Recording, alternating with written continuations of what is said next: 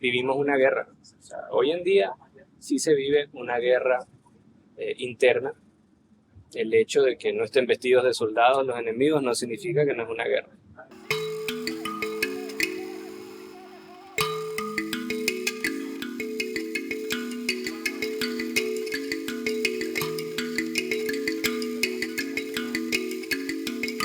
La gente que lo cuida, la tensión que se siente en las esquinas, y que eso que usted siempre ha dicho que sienten todos los ecuatorianos. Pero como candidato, ¿usted siente miedo de que lo maten? ¿Siente esa mirada cerca que de pronto un día de pronto puede estar? Especial, sí, o sea, más que miedo, siento una preocupación total en lo que se ha vuelto el país.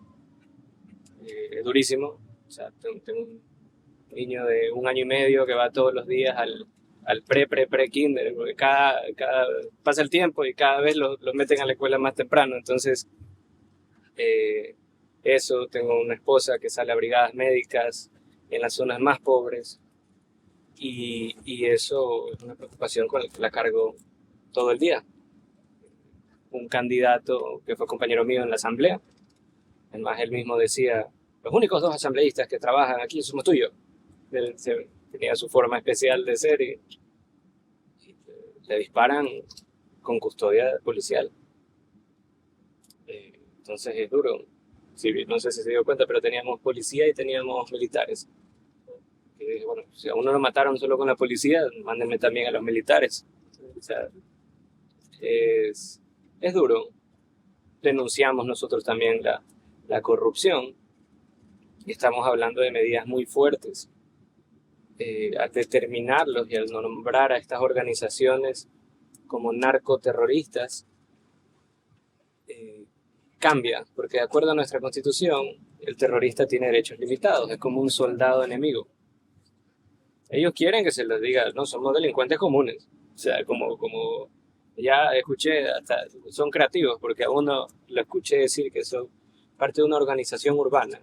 O sea, ya mismo dicen que son pues casi que artistas de reggaetón. Son parte de una organización urbana. ¿Qué organización urbana? La cantidad de muertes violentas que tenemos, eso no es una organización urbana, es un grupo narcoterrorista que está metido aquí. Vivimos una guerra. O sea, hoy en día sí se vive una guerra interna. El hecho de que no estén vestidos de soldados los enemigos no significa que no es una guerra. ¿Y usted cree que es posible, que sí hay posibilidad de frenar la violencia ligada al narcotráfico y en un año y medio? Creo que se puede cambiar muchas cosas y se puede hacer medidas fuertes que den un gran inicio a un nuevo país.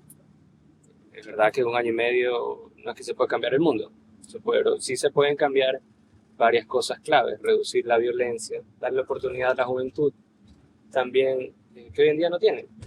Solo como dato, este año 340.000 jóvenes aplicaron a un cupo universitario en una universidad pública. Solo 140.000 obtuvieron un cupo. ¿Qué hacen los otros 200.000? 200.000.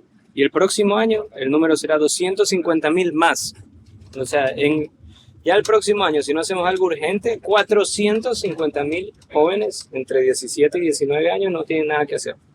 ¿Y dónde terminan? Si no tienen que comer, no les dan trabajo, porque está desempleado el de 18, el de 21, el de 25, el de 30, el de 40. Entonces dicen, bueno, si tengo 2 desempleados, uno de 35, uno de 18, agarro el de 35, que tiene años de experiencia. Entonces tiene que ocurrir, varias cosas tienen que ocurrir. Se tiene que eliminar la militancia blanda de estas organizaciones narcoterroristas. ¿Cuál es la militancia blanda? El muchacho que capaz lo que está haciendo es de lookout o de mirón para ayudar, o el que está manejando una moto que los ayuda a hacer los mandados. Ese chico es o eso o morirse de hambre. Entonces hay que darle una opción, decirle, oye, puedes estudiar, puedes trabajar, no tienes que estar pues trabajando con algún narcoterrorista o con algún sicario, sino que pues aquí hay otra opción. Y por la naturaleza humana, cuando le das una opción riesgosa o no riesgosa, con el mismo beneficio económico, inclusive un poquito menos, el ser humano va por el lado menos riesgoso. No quiere morirse mientras trabaja. Es clave entender eso, es clave entender la parte demográfica del Ecuador. El Ecuador tiene un mapa demográfico muy particular. Se parece más a Brasil o a la India y es muy diferente a un Japón o a una España. Ahí tenemos mucha juventud. Tenemos pocos mayores y tenemos mucha juventud. Y no se generó suficiente empleo de acuerdo al crecimiento poblacional. Entonces, eso de ahí es el principal problema económico que tenemos y que se termina transfiriendo en un problema de seguro social. Porque dicen, bueno, falta dinero para el seguro social. Obviamente, ¿por qué? Porque no se ha generado empleo para el mismo crecimiento demográfico que hemos tenido. Si es que tuviésemos empleo para esa cantidad de personas, tendrías significativamente mayor cantidad de aportantes para cubrir a las pocas personas mayores que tienes. Entonces tiene que ser una mezcla de mano dura y, digamos, políticas. Y oportunidades económicas. Tiene que haber apertura a la banca internacional. En este momento tenemos el impuesto de salida de divisas que está en el 3,5%, que lo vuelve muy difícil a un banco internacional querer meter $1 aquí. Porque meten $1 y lo prestan y cuando lo devuelven tienen que pagar 3,5% más. Entonces no hay tasa que aguante de interés. Eso es primordial. Darle oportunidades financieras también a los emprendedores, a los negocios, hipotecarios también, porque es una cadena. Si es que el interés de una hipoteca es relativamente bajo, la persona se aventura a entrar en una hipoteca. Si es que hay mayor demanda para un mercado hipotecario, hay mayor construcción. Si hay mayor construcción, hay mayor empleo. Entonces tiene que ocurrir bastantes cosas al mismo tiempo, sin olvidarnos de la parte social. Tenemos una crisis de educación y una crisis de salud. Dicen que no hay dinero en este país. Tenemos el récord de depósitos en el Ecuador, histórico. Todo está en el sistema bancario. El año 2022 fue el año récord de utilidades de la banca nacional. 40% más que el 2021. Pero aún así, de 184.000 empresas que habían hasta hace 18 meses, hoy en día 40.000 están en proceso de cierre. Entonces se ve un desfase total en dónde está el dinero. El dinero se fue a los bancos en vez de en la generación de empleo, en vez de la generación de empresa. Uh-huh. Y entonces sí hay dinero, pero también hay inversionistas que se están yendo, que están perdiendo por la violencia, por las crisis políticas. ¿Sí? ¿Cómo atraerlos y bueno, el petróleo, la producción cayendo? ¿Cómo hacer para...? El mayor responsable de la confianza de un país es el presidente. Hay que ser... Cuando una comunidad internacional confía en un presidente, baja el riesgo país. El ejemplo perfecto. El día después de los resultados de la primera vuelta, cayó casi 300 puntos el riesgo país del Ecuador. Eso es el claro ejemplo de cómo cuando hay una esperanza en una persona que puede hacer las cosas bien, hay más confianza internacional. Con la mano en el corazón, ¿a usted también lo sorprendió esa votación que tuvo el pasado en la segunda vuelta? Teníamos números casi exactos. Es más, 1,5% más nosotros teníamos estimado.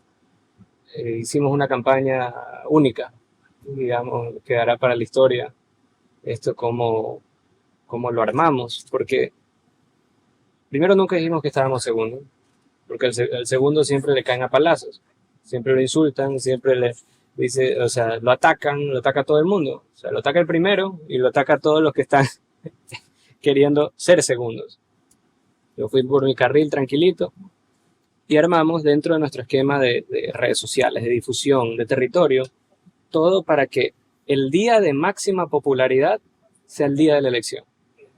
¿Vale? Entonces fue una curva que diseñamos que se iba a repotenciar o se iba a inclinar más rápido en el debate, o sea, en el main stage. O sea, en el debate era ahí sí con todo. Y subimos, nunca en la historia del Ecuador ha pasado eso, subimos casi 10 puntos después del debate. Por eso mismo, entendimos el esquema del debate. Me preparé 3 días, dormía muy poco y todo fue muy bien planificado y el equipo después tenía listo todo el plan post-debate. Entonces, del 8 al 18 y del 18 fuimos empujando un poquito todo hasta el 24. Ya cuando nos empezaron a atacar lo que quedaba era 72 horas antes de las elecciones. Entonces yo fui consultor político, estudié también eso y he vivido 9 campañas. Entonces eso también jugó un rol, especialmente la parte psicológica de la paciencia. O sea, en política electoral uno tiene que tener paciencia y uno si es que se pasa viendo las encuestas todos los días, entra en ansiedad, o sea, y de uy, me caí 2 puntos y ahora, o sea, pero, y a veces la gente se desvía de su plan. Nosotros, súper disciplinados en el plan de campaña y tuvimos éxito, llegamos al número casi exacto de donde queríamos llegar. La imagen de su padre, que aunque usted ha hecho todo solo en esta campaña, igual le pesa. Y quería preguntarle, ¿qué le hace pensar que usted va a romper esa racha de su padre que intentó tantas veces llegar a la presidencia? ¿Y qué le hace pensar que usted sí lo va a conseguir? Porque somos candidatos totalmente diferentes. Es más, la invito a que vea en data los números del 2006 y los números de esta elección. Y se va a pegar una gran sorpresa de que mis números son casi exactos a los de Rafael Correa. En las provincias, en el segmento de edad y en el género. O sea, fue la antítesis de lo que fue Álvaro Noboa en el 2006. Rafael Correa sacó un poquito más del 23%, muy similar a lo mío, y ganó en la sierra. Quedó segundo en la costa y quedó segundo tercero en la Amazonía. Exactamente como me pasó a mí. Yo gano en casi todas las capitales de provincias de la sierra. Mi padre perdía en toda la sierra. Y yo quedo segundo en la costa. Entonces, está en la data, está en los números y es fácil de ver que somos candidatos muy diferentes. Me parezco mucho a mi madre, en verdad. ¿Qué es eso que tiene su madre, que tiene usted y no tiene su padre? Uno, mi madre siempre hacía bien todos los deberes, muy ordenada en su campaña, muy pausada cuando hablaba, y eso, especialmente en la sierra, apela mucho. En la sierra se valora más la educación superior, en la costa se valora más el emprendimiento. Entonces, tengo 4 títulos. Estudié finanzas, tengo una maestría en administración pública en Harvard, maestría en comunicación y gobernanza en George Washington y un MBA en Kellogg. Entonces, ese prototipo de candidato apela mucho en esos sectores. Entonces, es diferentes. Y ya que usted mencionó a Correa y el golpe que le dio en estas elecciones, si pudiera tener una conversación con él, una sincera conversación con él hoy, ¿qué le diría? Bueno, o sea, ¿qué le diría a él? O sea, bastantes cosas le diría. Tenemos ciertas similitudes en algunos campos, grandes diferencias en otros, pero le diría, bueno, aquí estamos y vamos a ganar. Y en un gobierno suyo él debería tener miedo. No, yo no voy a perseguir a nadie. El odio no se combate con odio. Eso ha sido, nunca ha funcionado. Si te persiguieron, no tienes que perseguir. Se continúa, nunca se rompe el ciclo, así nunca se rompe ese círculo vicioso. Tiene que romperse. Tiene que parar la persecución, se tiene que trabajar por el bienestar de la gran mayoría que hoy en día está abandonada. Su campaña está llena de triunfos en este momento, pero quisiera preguntarle ese momento, el momento más duro, más difícil para usted de esta campaña. Bastantes, bastantes. Como digo, han habido momentos de ansiedad, como cualquier ser humano, que ves que los números todavía no te acompañan y pues dices, bueno, estaré haciendo algo mal, mi equipo no funciona. Si hubiera momentos de ansiedad y momentos duros, cuando matan a un contendor tuyo, y dices, bueno, yo estoy diciendo cosas similares a él, capaz me matan a mí mañana también. Esos son los momentos más duros. Y por último, el ecuatoriano promedio, no se parece mucho a usted. ¿Cómo le hablaría usted al ecuatoriano promedio y cómo le haría sentir que usted es un candidato cercano a él? Uno no tiene que ser igual para entender, para tener empatía. No solo las personas iguales tienen empatía. La empatía se basa en tratar de ponerse en los zapatos del otro.